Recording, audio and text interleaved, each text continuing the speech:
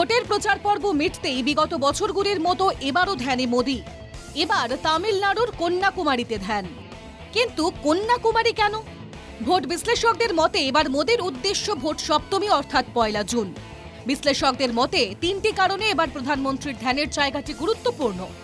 কন্যাকুমারীর ধ্যান মণ্ডপমের Vivekananda rock Memorial, যেখানে স্বামী বিবেকানন্দ ধ্যান করেছিলেন, সেখানেই প্রধানমন্ত্রী মোদির দুদিনের ধ্যান কর্মযজ্ঞ। 1 তারিখ কলকাতা ও সংলগ্ন জেলায় ভোট। কলকাতা ও পার্শ্ববর্তী অঞ্চলে রামকৃষ্ণ মিশন ও ভক্তদের সংখ্যা বহু। তাই মুখ্যমন্ত্রীর মিশন নিয়ে মন্তব্যে ক্ষুব্ধ ভক্তদের রাজনীতির ছকে ব্যবহার করতে চেয়েছেন মোদি। কলকাতায় স্বামীজির বাড়ি দর্শনের পর বিবেকানন্দ রকে ধ্যান কলকাতার ভোটে বড় প্রভাব ফেলবে। কারণ 1892 সালে কন্যাকুমারীতে এই 3 সাগরের সঙ্গমেই পাথরের ওপর বসে ধ্যান করেছিলেন স্বামীজি। বিজেপি মনুসংহিতার পক্ষে, তবে মনুবাদী ভাবধারায় অনুপ্রাণিত জাতপাতের সমীকরণকে ঘৃণা করতেন বিবেকানন্দ। তাই শেষ দফার আগে বিবেকানন্দ রকে ধ্যান করে মনু তকমা ঘোচানোর কৌশল মোদির। তবে কারণ যাই হোক না কেন, তৃণমূল কংগ্রেস সহ ইন্ডি জোটের শরিকরা অনেকেই একজোট হয়ে কমিশনে নালিশ জানিয়েছে। তাদের দাবি, ধ্যানের মিডিয়া কভারেজ করে ভোটে প্রভাব ফেলতে চাইছেন মোদি।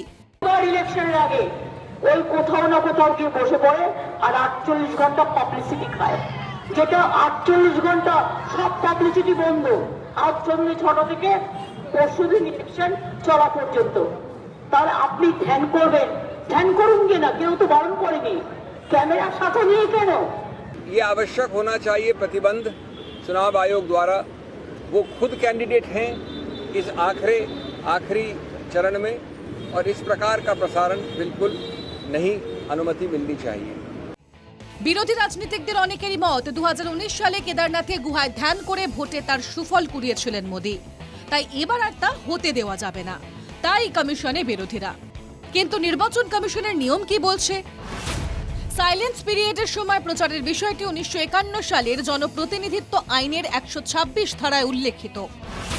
কিন্তু একাধিক দফায় যখন ভোট গ্রহণ হয়, তখন সেই নির্বাচনের নিয়ম কার্যকর হয় না। কমিশনের বিজ্ঞপ্তি অনুযায়ী যে এলাকায় নির্বাচন, সেই এলাকা নিয়ে কথা বলা না হলে কোনো বাধা নেই। বিজেপি অবশ্য বিরোধীদের তোলা অভিযোগে গুরুত্ব দিতে নারাজ। উনি ওই ধ্যানের মধ্যে দিয়ে বিবেকানন্দ ভারত মাতার দর্শন পেয়েছেন, উনি ধ্যানের মধ্যে দিয়ে মমতা বন্দ্যোপাধ্যায়ের মধ্যে ভারত মাকে দেখতে পান কিনা গেছেন, এর জন্যই উনি ধ্যানে গেছেন।